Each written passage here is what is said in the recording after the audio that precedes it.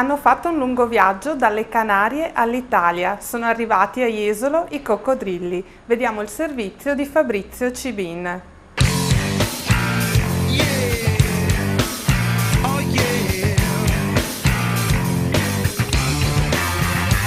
Sono arrivati a Jesolo i coccodrilli. Sono immensi, straordinari, affascinanti e tanto grandi. Sono i 5 esemplari di coccodrilli che possono essere ammirati nella nuova sezione del Palazzo del Turismo, assieme agli squali fanno parte della mostra denominata Tropicarium Park.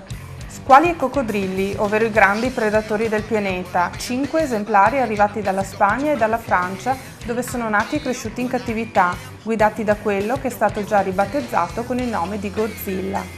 Si tratta di uno splendido esemplare di coccodrillo del Nilo, nato in cattività nel Parco Zoo delle Canarie, pesa circa 800 kg, misura quasi 5 metri ed è tra gli unici esemplari al mondo ad avere queste dimensioni. Abbiamo fatto un lungo viaggio, anzi loro hanno fatto un lungo viaggio perché arrivano dal Parco delle Canarie e il maschio ha 35 anni, lungo 5 metri e mezzo circa, quindi è stata una bella impresa imbarcarlo per fargli prendere l'aereo, poi prendere il trasporto fino all'Europa, quindi è stato un lungo viaggio, ma sono arrivati sani e salvi. Cosa mangia un coccodrillo?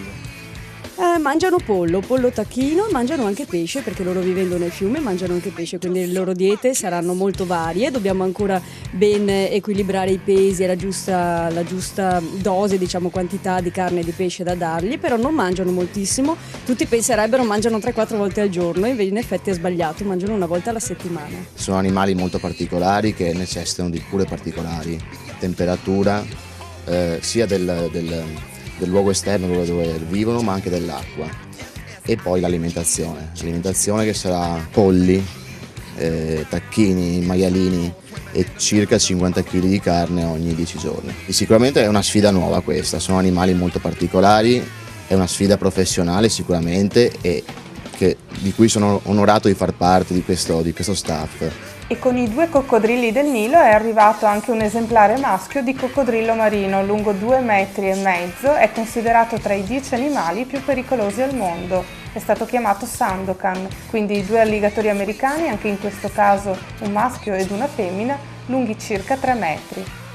Tropicarium apre tutte le domeniche di aprile e maggio dalle 13:30 alle 18:30.